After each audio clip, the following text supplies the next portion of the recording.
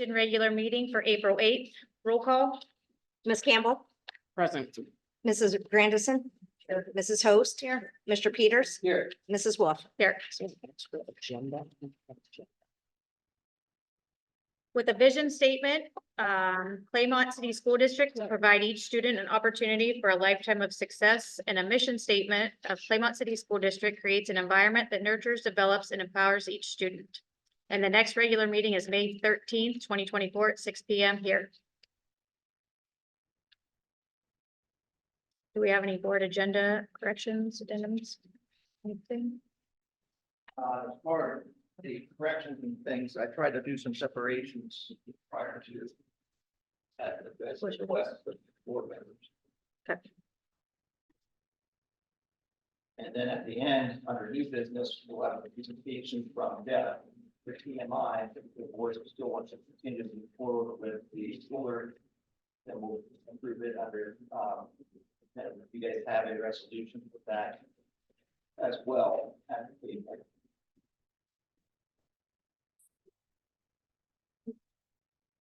How about approval of the meeting agenda? I'll make that motion. I'll second it.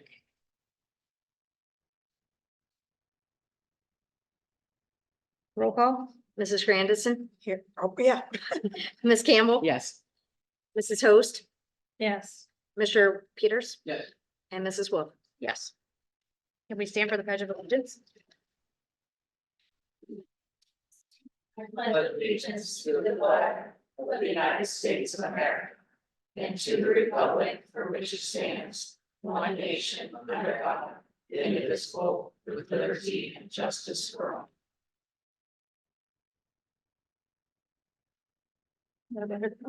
Accommodations, we had like to commend for some great work. We have Logan Cox for being the regional spelling bee as he qualified for nationals in Washington DC. Tuscarawas Valley Local Schools sent a plaque for an appreciation to Claymont City Schools for their ongoing support and encouragement through the 2023-2024 school year. It was March 22nd, I believe it was a Friday. Our administrative team went up to Tuscarawas Valley and they were hosting a appreciation luncheon and also to present what they learned from the tragedy of the bus accident in November. And so we came home with some binders and information for us if we were ever presented with that type of situation, how we could incorporate those into our safety plans as well. I do know that our counselors have reached out to them. They were utilized. I know on several occasions our facility dogs were present. Dr. Moransky even had texted me regarding how to start the process for facility dogs. So they were very appreciative of it, and we want to thank them for acknowledging us for helping them in their time of need.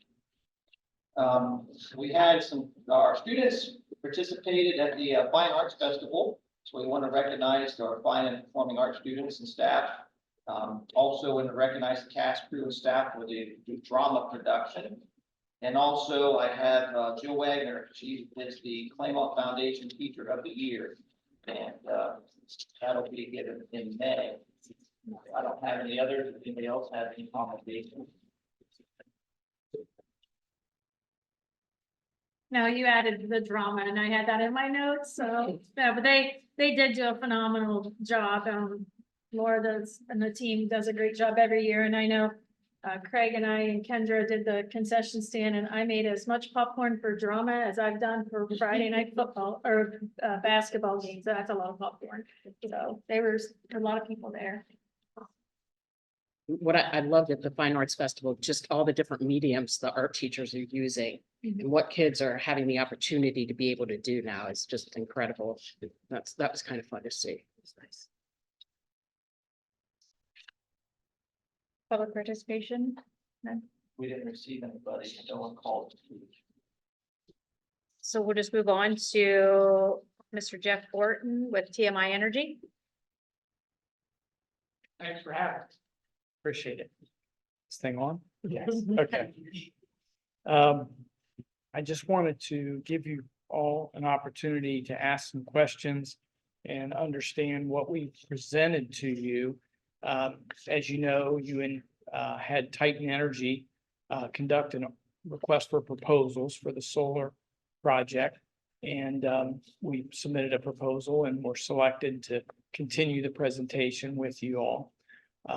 Been working diligently with your administration staff and your attorney to work through a power purchase agreement.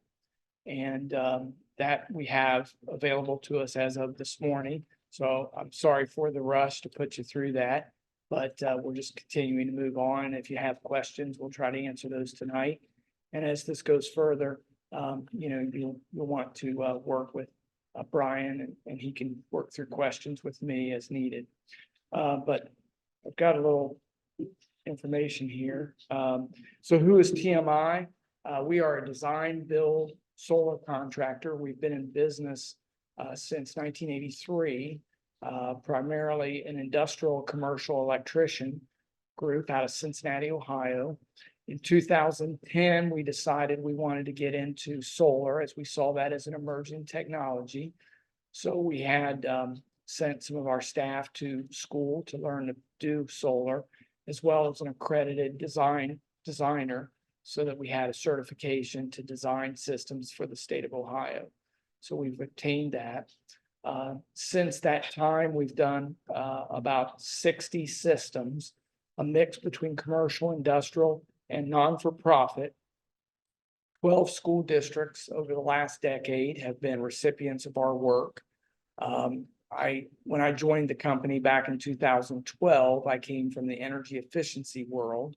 And so I was doing projects throughout public schools and universities, doing boiler upgrades, lighting upgrades. You've probably seen these types of projects at OSFC projects where you can upgrade energy efficiency systems.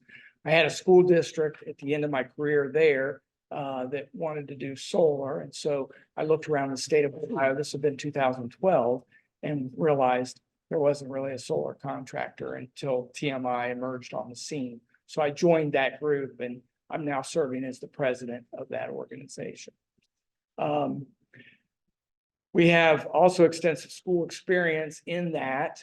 We had a maintenance division for 10 years where we ran maintenance for outsourced maintenance for school districts, mostly in rural Appalachia, Ohio, who couldn't afford their own maintenance staff. And we got grants and programs through the state to help them maintain their new school buildings, just like you had. I think your school buildings 2001, 2002, built by OSFC along with your taxpayers. I, in fact, served for 12 years on a school board at Clinton Massey, which is in Southwest Ohio. We were 1,300 students, give or take, and I was brought on the board as a appointed person for a 2-year term during the construction phase with OSFC, and recognized I had an opportunity with my construction background to serve in a capacity, and ended up doing 2 more terms, which 12 years was just about right. I think the public had had enough of Jeff intervening with the superintendent, and I'd had enough of meetings and this type of thing. So I appreciate your service. I know what it's like to serve. So we always keep that in mind when we're on your campus, working with your facility staff, students. There's safety. There's just keep it in mind that if we're in construction mode, even though it'll be on a remote part of your campus, it's really important for us to keep the communications up and respect your facilities. So you'll see that out of us. What are we offering? Our response to the RFP was essentially a 25-year power purchase agreement. What this does is a solicitation of contract to be your electrical service provider. 80 to 90% of your electricity will be generated by the solar array. This program allows you to save approximately, right now with your current spend with AEP, we're anticipating $40,000 to $43,000 a year in savings. Essentially, this generator is going to produce electricity from dawn to dusk. Solar noon is at 1 p.m. here in Ohio. That means the highest amount of production comes at solar noon. Although before the meeting got started, I was looking at my solar array at my personal home. I have one that services 100% of our electricity needs. And some reason between 2 and 4, it dipped off. I'm not sure what the valley is, but it wasn't working very well. But my wife tells me that's only every 75 years, so we should be in good shape. So the project would be designed by us, built by us, and financed during construction by us, being TMI. Going into the agreement, should you elect to agree to the program, we would have an end finance group that would be the ultimate owner. They're essentially a bank. The one that we've chosen or solicited for you is out of New York. They would own the system and they would pay us annually to maintain the system. So we have a dispatch center where we monitor 45 systems as of today. And dispatcher then will dispatch an approved solar technician to come out to your site if the system went down and get it back up and running. That's important to you because every time you're buying electricity off that solar array, it's going to be cheaper than buying it from AEP. And it's important to the investor because every time that solar array is down, they're not making any money. So they pay us to do that. We have a good relationship with these partners. We're very important to them and they're very important to us. In this particular case, this partner was very aggressive for 2024 finish. They package these things up in portfolios and sell them to large money folks, people that can use these tax credits. These are billionaires, not millionaires. And so in 2024, there's a high need for tax credits. And so they said, if you can do it in 2024 and get it online, we'll give you a better rate. And so we showed that in the RFP.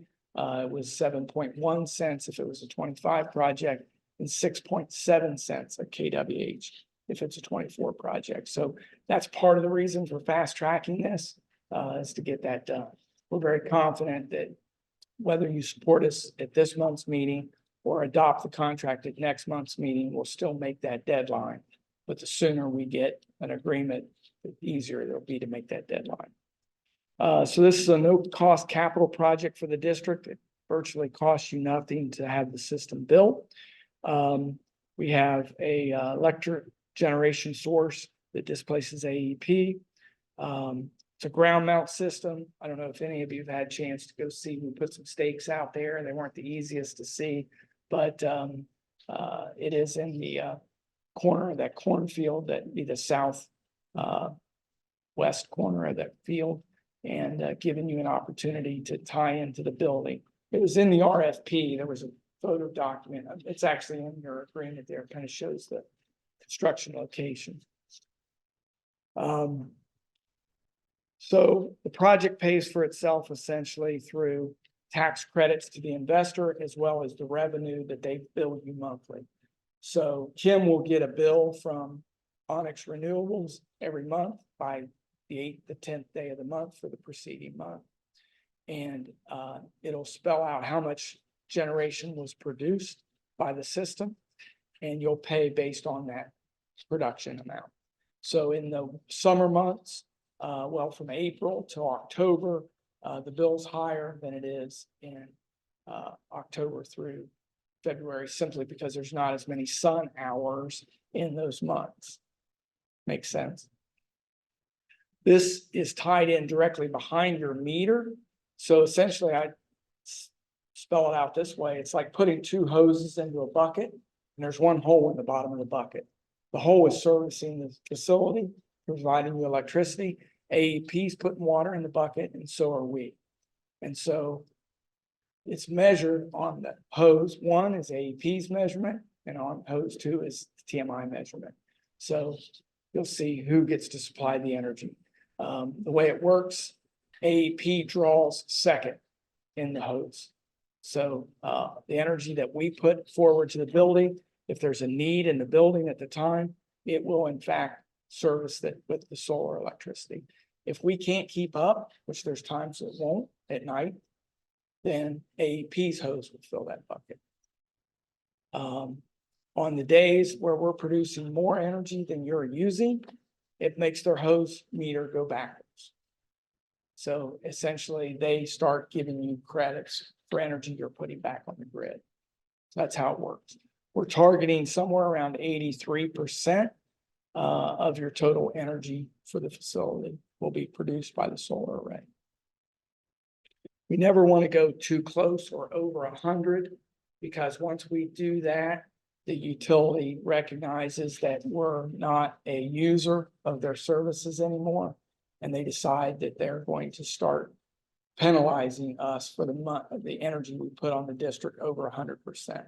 So anything over 100%, they're going to pay you 2 or 3 cents, and you just bought the energy for 6.9 cents or 6.7 cents.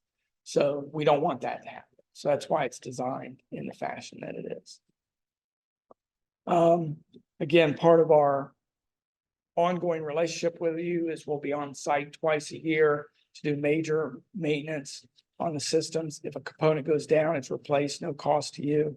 And we also provide continuous analytics.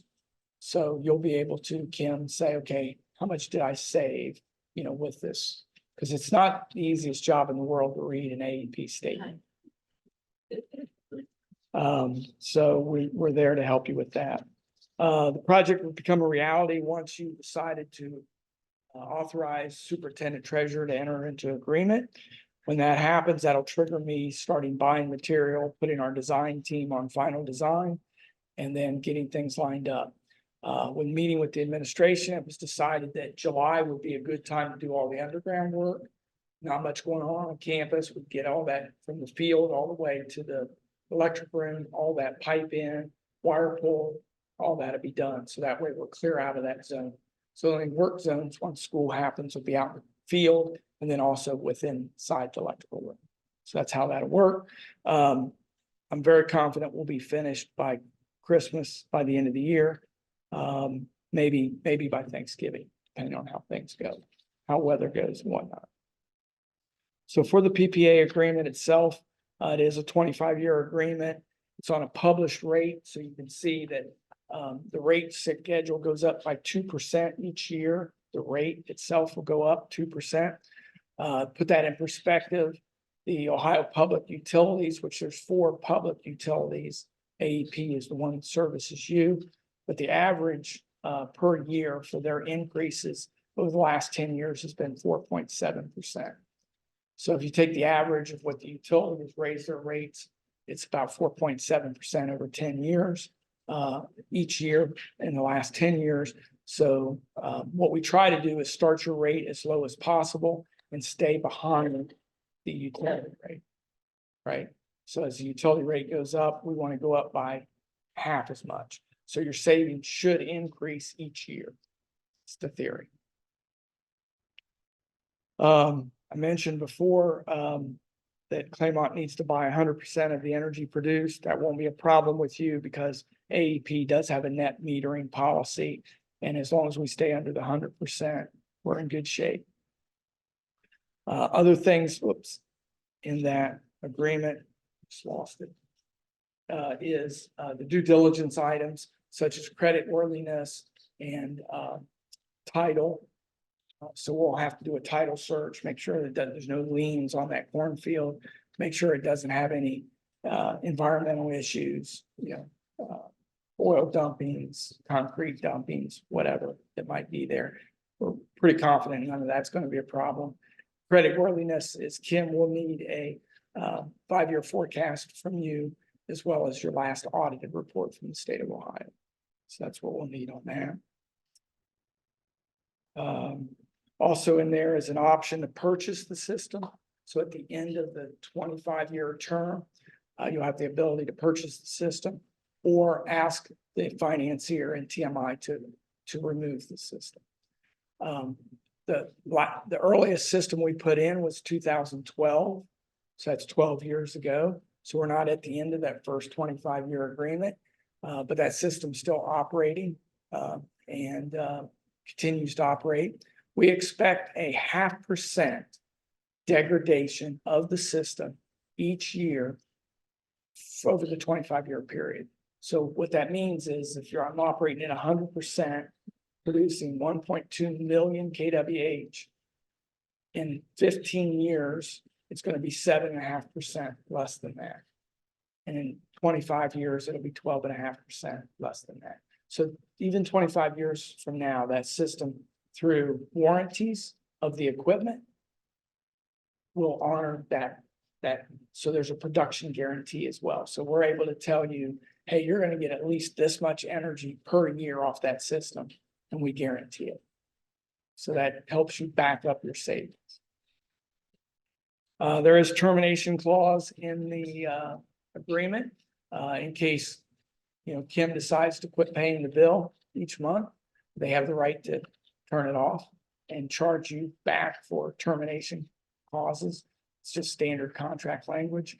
Again, your attorney's been through all that. He did make some adjustments to protect the school district in terms of indemnity, which makes sure that all of you are protected against any suits that would occur from that. And as I mentioned before, ongoing maintenance and monitoring and a production guarantee. The last item to make you aware of is they do insure the property. So from a property casualty and liability perspective, the financier carries the insurance. So if there was an accident, they're the first carrier of insurance.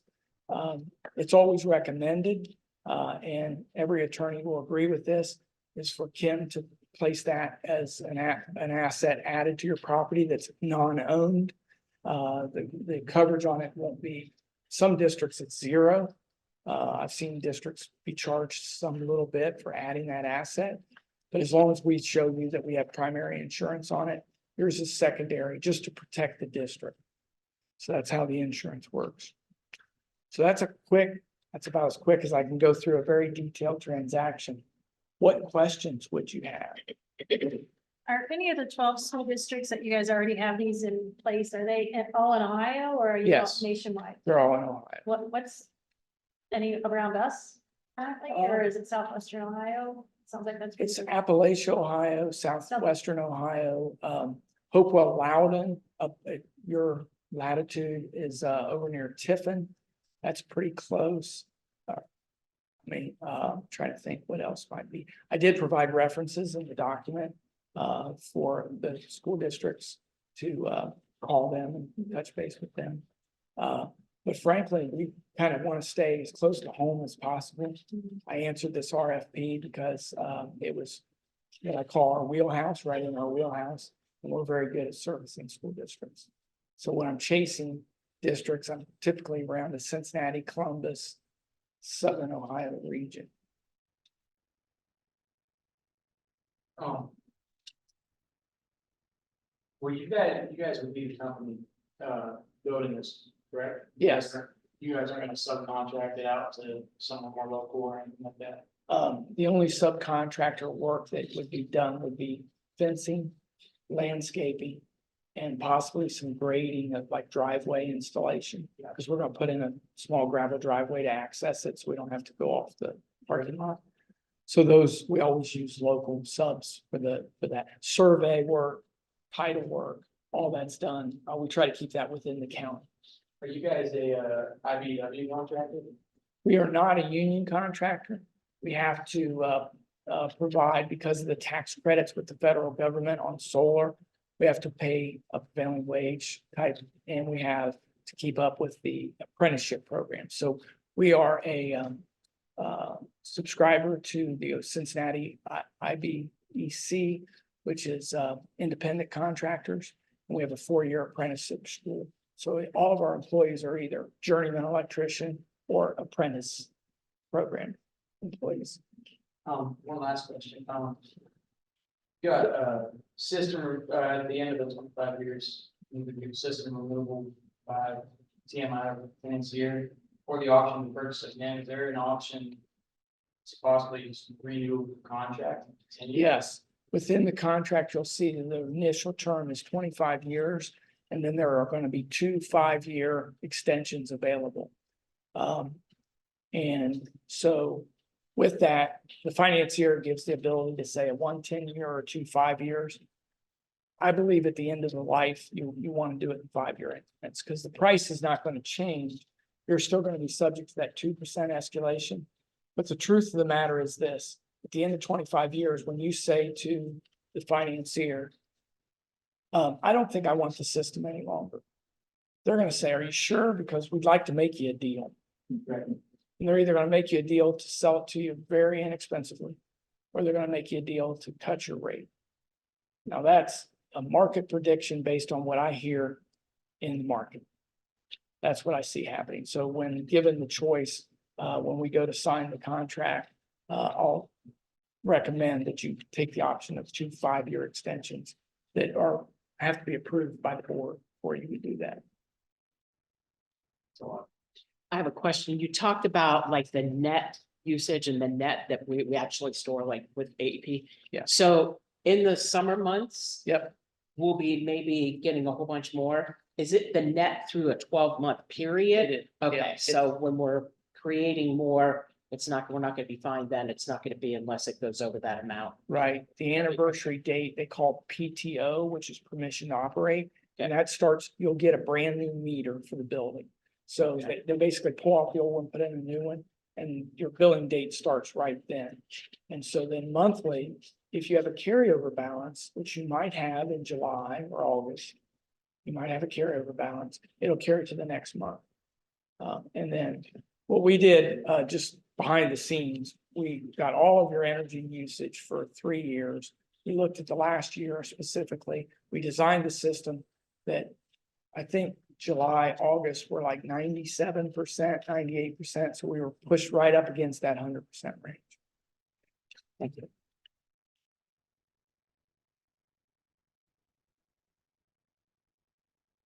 No more questions.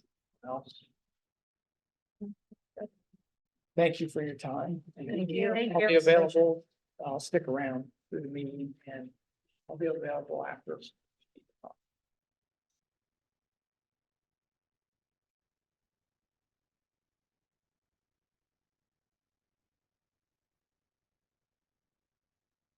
Do we have anybody that wants to speak about their administrative reports? No? Anybody from CEA? Oopsie? Nothing? Buckeye? I will say that, we have about 1,100 applications for the 24-25 school year. So that's really good for Buckeye. That's higher than we've had in years past.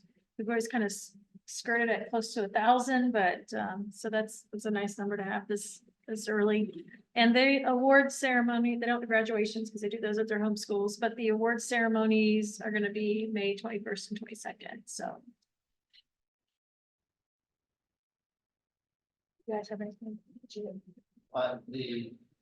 I can cover my stuff under the board to discuss, but I don't know if the finance committee met last week. If they want to highlight anything from our meeting. Go, you can go. Yeah, so obviously 5-year forecast will be redone in May with updated numbers.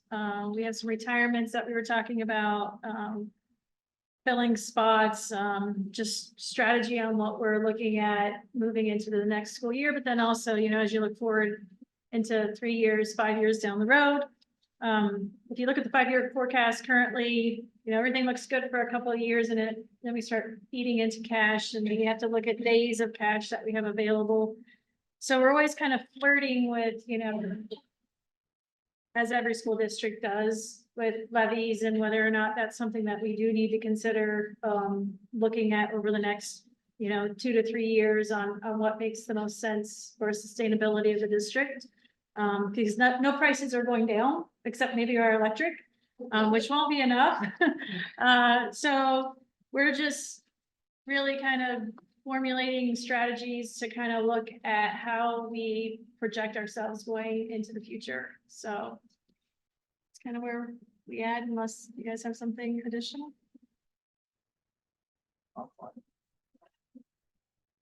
Board discussion, or You want to discussion items? You want to, Whenever. I'll just go under some discussion items. And it flows better with your PowerPoint and to stuff. Stadium usage and, the update on the stadium. I don't know whether you got an email or whether we sent a text to you to let you know that, we just went ahead and put in a requisition to order a locking system for the stadium gate. So that has not yet arrived to my knowledge.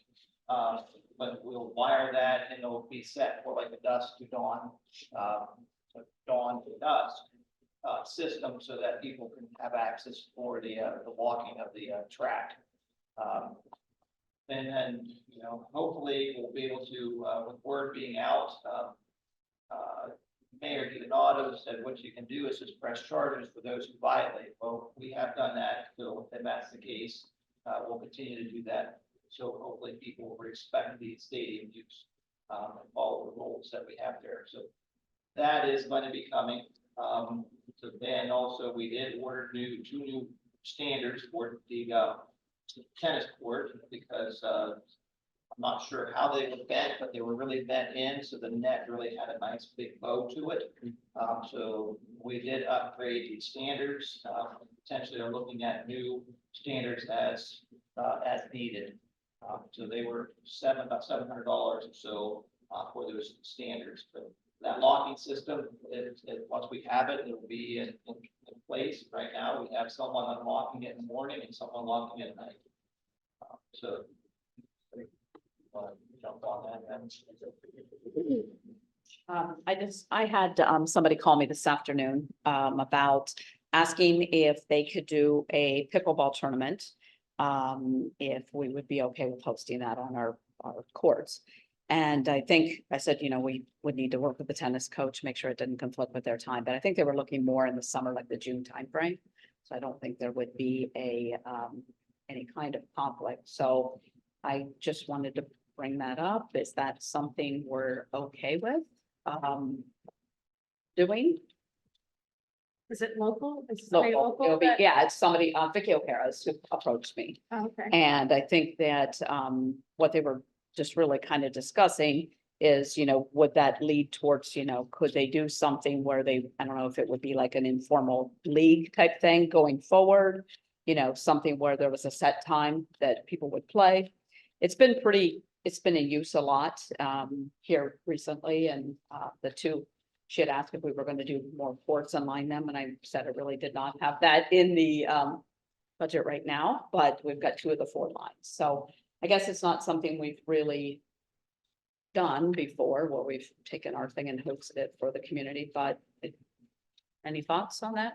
I would make a thought, the one thing that would have to be, make sure that we take a look at the OC agreement for usage of our facilities. Because if that was the case, and for a tournament, they're allowed to follow that contract. Okay, so they'd have to do something, but just on a informal people getting together and using that, I don't know. Now, what does OPSI do for the tennis? Well, it's considered that's a facility, so we have a custodian at the facility that keeps up the trash and cleaning and things. So there is an employee that's a trash card being there. So they would need to, at least they would need to rent the facility just like any other or outside organization. Okay. If it was something formal, is that what you're saying? Right now, I mean, I Versus was by informal. this weekend, and kids playing on, and adults playing on sports, but Yeah.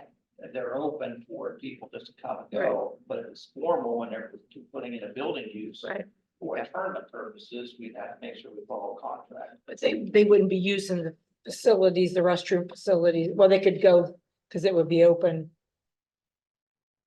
If it they're, would be dusk to dawn, so that it would be, It the would, restroom would be the open. restroom, the one that Yeah, the would be restroom would be open. I open. think we're doing just the single one. We're gonna open. So Yeah, I'm just, I mean, like, I've been at tennis matches before. I've never seen a custodian. That's why I asked, because I've never seen anybody there. That's why I wondered how that works. yeah, the custodian is. I mean, they're over in the stadium part, but as far as at the tennis courts, I can't say in 4 years that Catherine played tennis, I ever saw anybody there getting trash or doing anything. It's why I'm inquiring. Probably more of a problem standby thing. if something misses me, get complaints. If not, I mean, if I just charge it afterward, I don't know.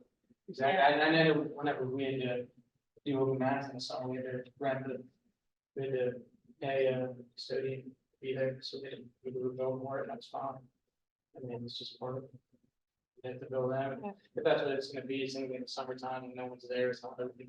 It's building for the time they're there. So are the tennis courts associated with the person who also works the stadium? Okay. Yeah, that's there. Okay, well, we'll run it like a. Just like you would do any other outside group wanting to use the facility. Okay, thank you. Just give an update on random drug testing program. The policy committee will be meeting, later this month to adopt, readjust the, policy for student, eligible, drug testing as far as random. I have been working with, the Altman Orville Clinic folks, and that, we're looking at drawing up an agreement, the board would approve that they would take over the random student drug testing. They also work with bus physicals, and also they would do our employee drug testing as well. Just the rate that we paid for bus physicals, that they quoted, we would save $22 per physical.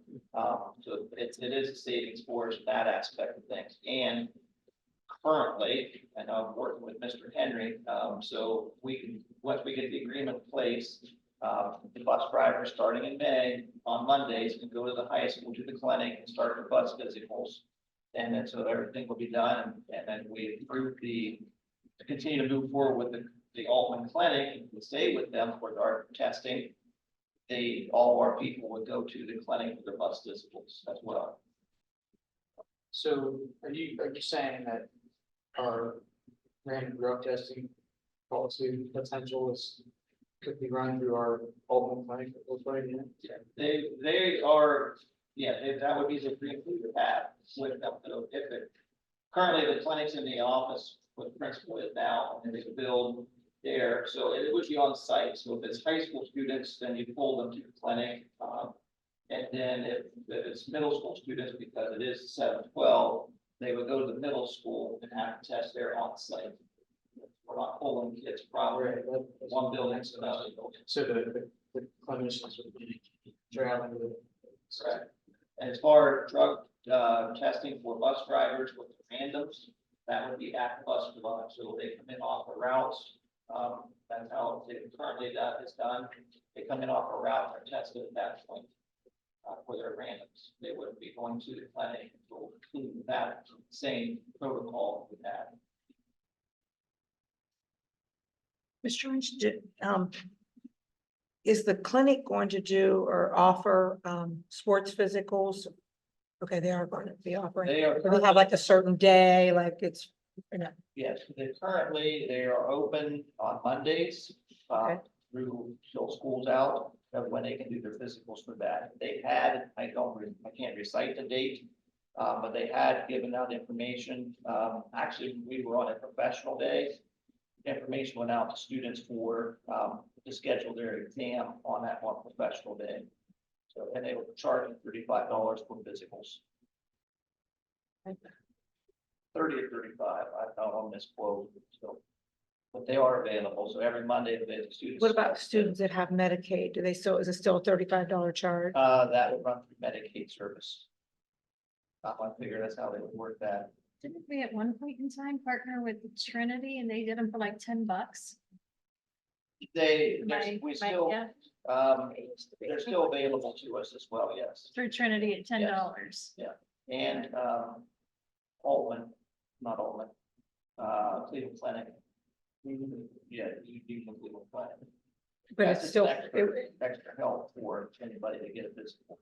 Some parents choose to still go to their family doctor for the Right. physical. Yeah, but it's if for Medicaid, if for traditional high Medicaid, they could run that through there.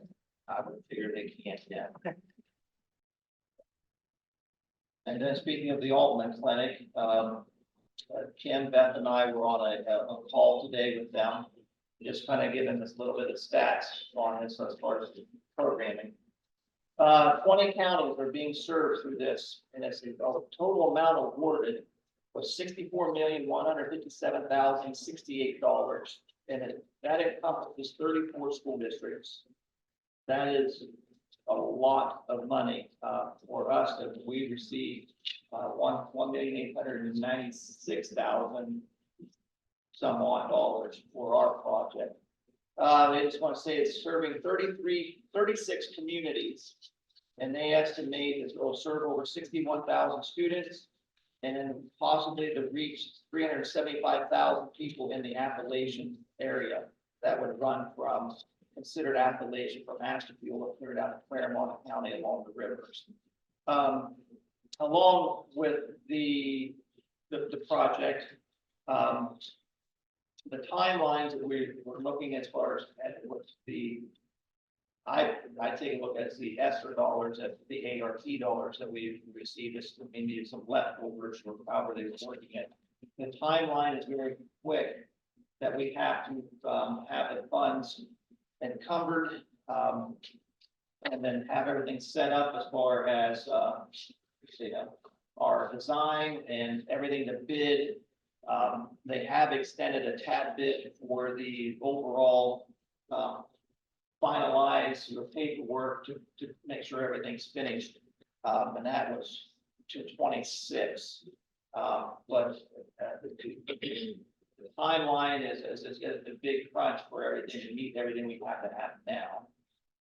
So we do have a line item for an emergency, and that at your desk, you'll see I didn't place in there for the Alton Community Grant, but it is that it doesn't delay our process. APG Architect was vetted by the state of Ohio as a architect design company, but having the resolution saying that we were by emergency helps kind of protect us and saying, why did you pick them and didn't wait?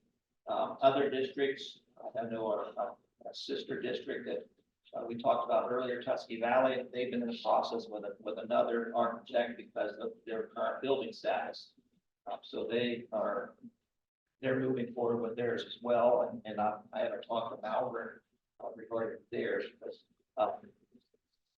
we would anticipate continue to move forward. We were hoping that by springtime, potentially, we could take a look at having all our bids out and back, breaking maybe a little bit of ground, and possibly taking a look at by the end of 25, early 26 to be done with the project. We're looking at a 2,000 square foot project addition.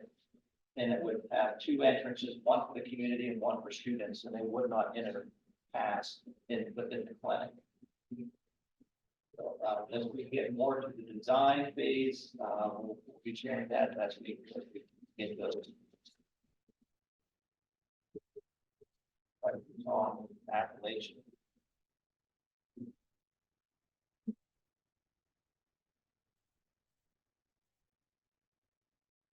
Can we get a motion in a second for the treasury report and recommendations? Second.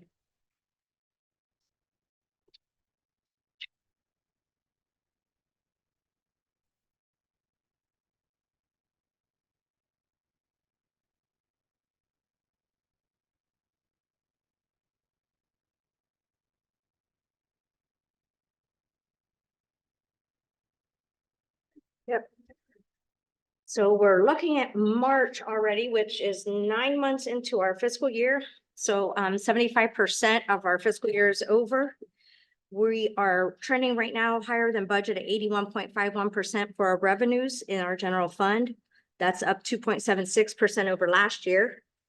We received the property tax settlement in March. I'm still expecting the rollback in the homestead that comes this month.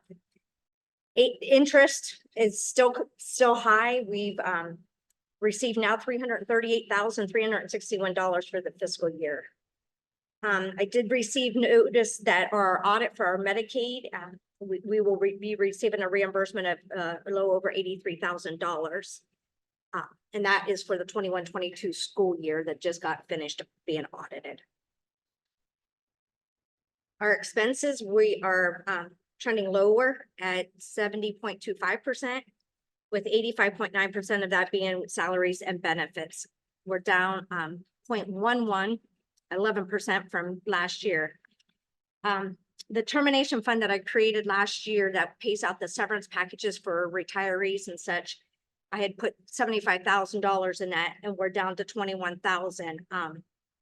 With knowing it, with multiple retirements at the end of this year, that's going to be out of money, and I'm going to be using general funds to pay those ones off. So hopefully we have enough perhaps left that I can transfer money back into that fund to start next year then too. And our capital projects, Beth and I have been talking and getting some requisitions in there, so we're gearing up for some summer projects. So for the year, total revenues is at about 18.1 million, with total expenses at 15.9. March had a surplus thanks to our tax settlement of 723,000. So right now we've got about a $2.2 million surplus with a true days cash of 154.98 days. Our ESSER funds, which is only ESSER 3 left. There's our March activities. We $99,000 of capital outlays.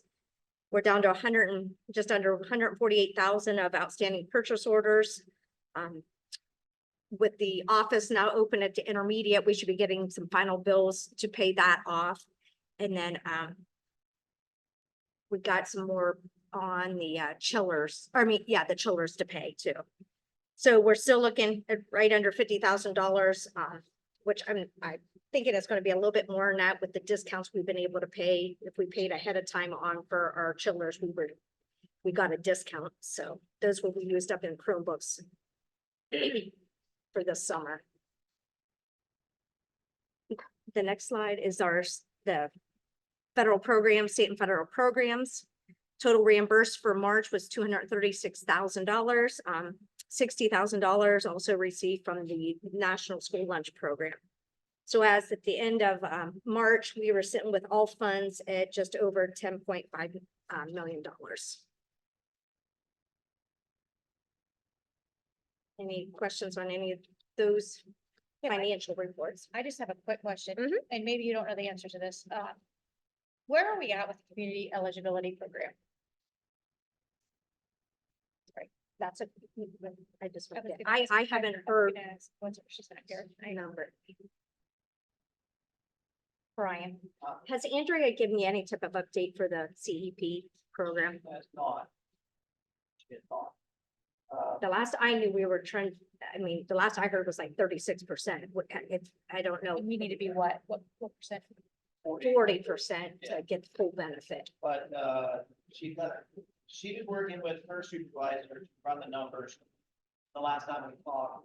But if we do trend in a positive direction as far as qualifying, you have to run the numbers as far as does it make up for what we spend?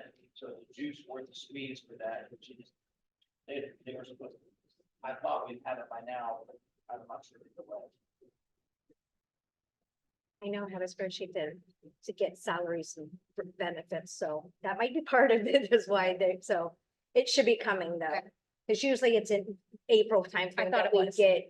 Did they change the eligibility for what what students are eligible? Did they change that? Didn't they change that rate? He was supposed to, I think. Well, you can go down to 25%, but so does your reimbursement.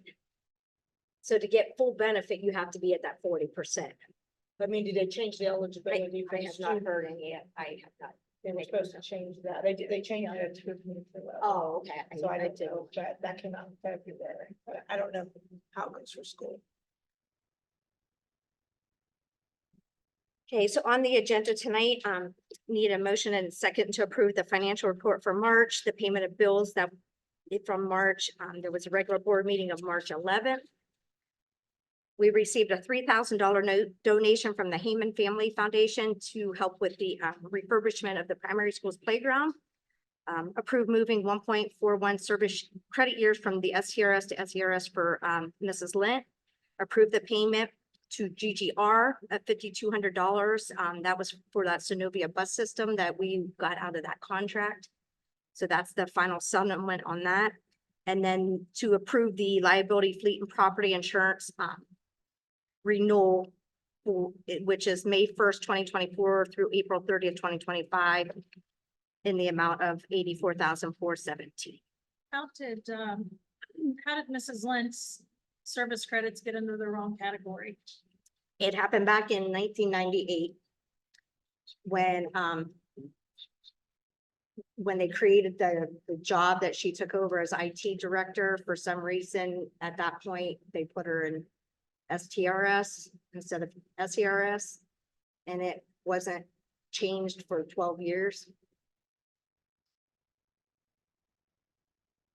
And then when Mrs. Statler, the former treasurer, was here, she sent the job description to SCRS and had a determination done at that point, and it was determined at that point that it should have been SCRS. And so she switched her at that time, but upon retirement now it's coming into play. Okay. So they're allowing us just to do a partial rather than forcing us to do the whole thing. Thanks. Roll call. Mr. Peters, Yes. Ms. Campbell, Yes. Mrs. Grandison, Yes. Mrs. Host, Yes. and Mrs. Wolf. Yes. Thank you. Under superintendent's items, I need to, I made an error. Mr. Peters had asked me to pull anything athletic related because he volunteers as a coach. So Mrs. Campbell let me know if I think we'll do here. I think we need to have a vote in a second to amend the minutes or the agenda. Then take this, then separate and add Justin Jones under a separate column. Am I correct? Yeah. Okay, so we need a motion and second to amend the board agenda. I'll make a motion. I'll second that. So Justin Jones will be item W. Item W, yes. And I would want to reiterate, not because Mr. Peters had anything against Mr. Jones, it's the fact that he has been appointed in athletics because he does coach here in the district. So I'll make a motion to,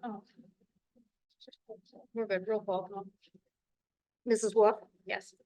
Ms. Campbell, Yes. Mrs. Grandison, Yes. Mrs. Host, yes. Mr. Peters. And separate that. No, that'll take care of it. All right.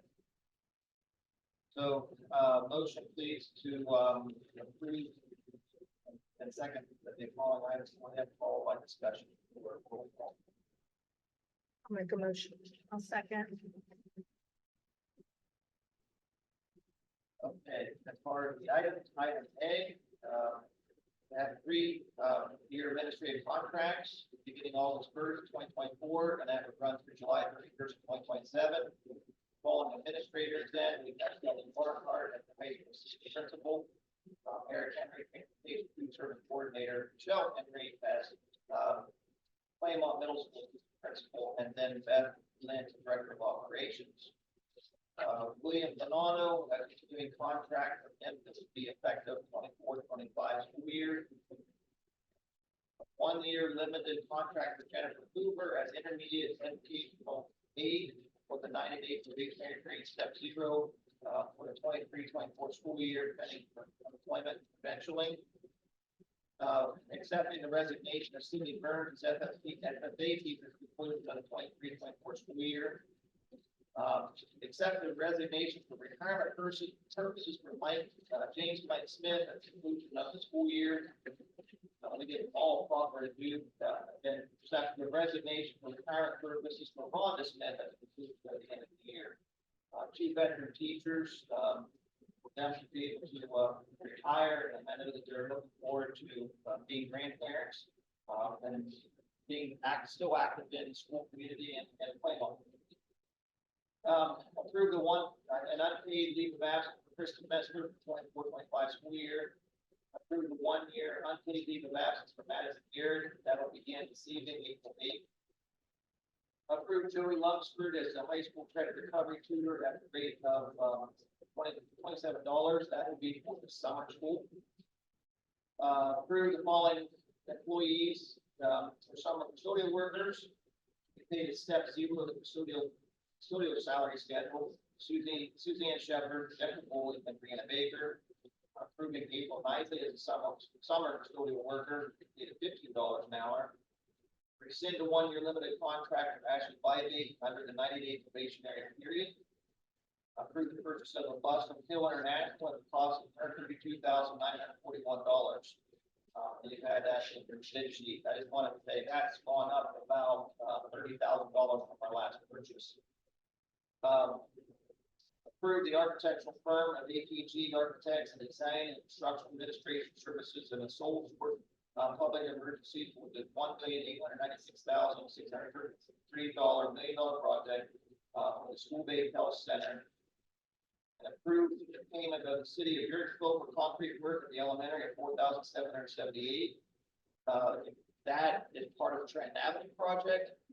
They are cutting because we have the parking lot that is now currently gravel, and they're going to cut it in for us and do the work as far as the corner of Walnut and Trent, as part of making sure that it's just seamless work, so we're not trying to work with a contractor while they're doing it at the same time. We were going to be doing that work anyway. Why we're going through Yurtsville is because they have their contractor and they pay them for that. Technique Roof Systems LLC for the intermediate gym roof and safety railing at the cost of $122,715. Technique Roof Systems for LLC for the intermediate gym roof and safety railing at the cost of $45,565. Approve the contract for Sean Brand Landscaping for elementary and primary playground upgrades. That is to take out the design mulch and take down the base and relay mulch for that. That'll begin this summer. And we have a substitute for the 23-24 school year pending proper credentials. Ashley Bybee as an aide. Any discussion items or any discussion on these items?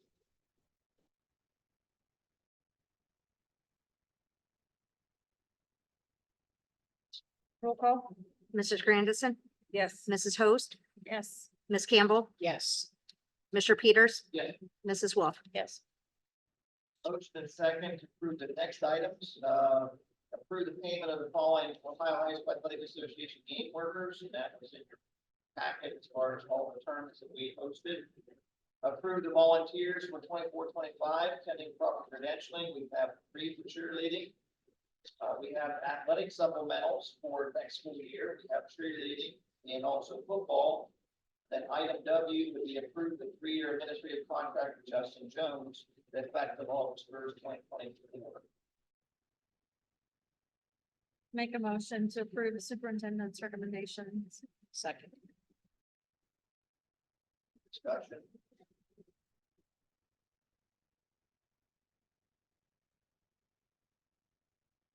Roll call.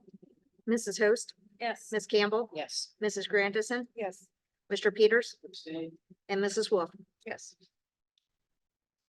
Under new business, I didn't know if you wanted to, after Jeff has been able to talk about the EPA agreement. You want to take a resolution that seeks tonight, if you want to see the vote for that this evening, or discuss it further and then maybe move forward in May. Or that's. Make a motion to accept the agreement. I second. Yeah, I'm not knowledgeable enough to make, so I trust everybody, the attorneys for, and Mr. Wrench and Kim and I also think it's really important, especially knowing what our financial forecast looks like at this point, to capitalize on saving more money. anything. So I think this is good to go ahead and plan to move forward. The resolution would be for language authorizing the superintendent treasurer enter in contract with TMI Energy Solutions for renewable solar electric generation. And only read through the whole entire resolution. No, I don't think that's necessary. If anybody wants to see it, you can see my copy when we're done. Yeah. Yeah. Not that we don't want you to read to us. Don't need that. Roll call. And they've already went over, I mean, everybody's went over every piece of this, turn everybody that has anything to do with anything. Last week. Yeah, last week, I know that, our attorney Dan, who's in charge of this, was working with Jeff, working with their group. I know they had 7 meetings, last week, was hoping to get, like he said, on Friday, but that's fine, but he didn't get it till this morning. So it's been vetted through, Dan's communicated with me, Jeff and I, and Kim and Beth were on a call this morning. You know, we're pretty confident that, we have a good working relationship with CMI Energy Solutions and save a little bit of money for the school district in the long run. And One last comment. You go to Mike. One last comment with regards to that. It's very important to us that we get it right. It's very important to you to get it right. So I would suggest that we have at least one more meeting to review that contract. And I just want to make sure that there's some certain terms in there that the administration understands. Just like the 5-year forecast, I'm just asking you that for tonight. I'm sure that's not going to be a problem. It's public information. But I just want to make sure we get the financing all squared away before we enter into any kind of formal agreement that locks you in or locks us in. So I think there's some housekeeping items. It's important to get the resolution and the support of the board for the principle of the agreement. So can we go ahead and vote with that? Resolution. We're just doing the resolution, right? Resolution. It'd be up to you guys to make sure that you vet it all out, or we'll come after you. We talked this morning, Devin said it'd be another meeting, but because we're back, have it tonight, back to this lender. And then we'll still finalize things beyond And that. then you can make that final. Right. I make a motion that we. You got it. Already Already did it. Yeah, vote. Roll call. Mr. Peters, Yes. Ms. Campbell, Yes. Mrs. Grandison, Yes. Mrs. Host, Yes. Mrs. Wolf. Yes. Adjourn. 7:02. Oh, motion to adjourn, I'm sorry. I'll second it. Could we get Which one second? got it? Yeah. I second. Oh, even fourth is so good. 7:02? What time is it? 7:02. 7:02. Is this everything that we need for the 23rd? Yes, there. Right. The last two of that packet. It's just one thing to get the contract done. There's a deadline, 7.3 times. By the way, so. And 6